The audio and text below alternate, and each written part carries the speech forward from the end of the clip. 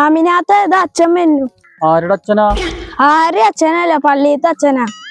ആ എങ്ങടാ ആമിന കുട്ടീനൊക്കെ ആയിട്ട്? അച്ഛോ, ഇവന് ഉമ്മടെ വീട്ടിലാക്കി കൊടുക്കാനാ. എന്താ പേര്? മുസ്തഫ.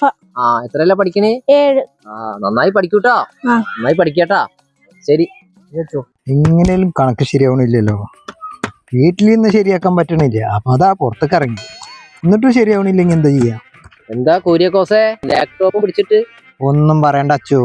വീട്ടിൽ നിന്ന് കണക്ക് കൂട്ടിയാ ശരിയാവണില്ല. അതാ പുറത്തേക്ക് വന്ന്. പുറത്തായപ്പോ തീരെ ശരിയാവണില്ല.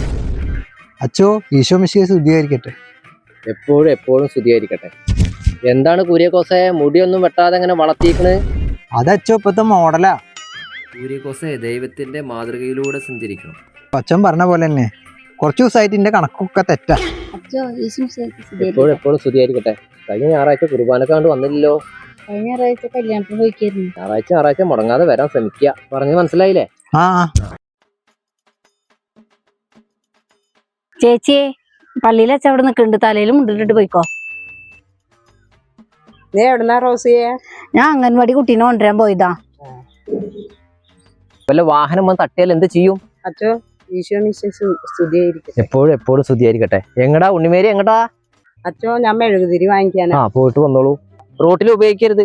ശരി. ആ സ്ഥലത്തിന് ആളായ നിങ്ങളുടെ ചങ്ങായി ഒരു സ്ഥലം ഇഷ്ടപ്പെട്ട് അഡ്വാൻസ് കൊടുത്തിടണം. എന്നോട് ഞാൻ എത്ര വട്ടം പറഞ്ഞതാ. നമുക്കത് വേറെ മറച്ചു വെക്കായിരുന്നു. പിന്നെ ഞാൻ എന്താ ചെയ്യാ? അപ്പോഴൊക്കെ കൊടുത്തെടുക്കണം. സ്ഥലം തന്നെ കിട്ടാല്ലേ. കേട്ടോ, ഒരു 100 തരുമോ? എന്തിന് 100 റുപ്യ? എന്റെ പൈസ ഒക്കെ വീണ് പോയി. ഇല്ല ഇതെന്താ കാട്ടിന് പൈസ കൊടുക്കാനോ? ഇതൊക്കെ കുറെ കണ്ടതാ. എന്ത് പാവം ചങ്ങായി. ഇതൊക്കെ എന്തേലും വിലക്ക് ചെയ്തിട്ടുണ്ടാവും. അതിന്റെ അനുഭവങ്ങൾ അനുഭവിച്ചിട്ടുണ്ട്.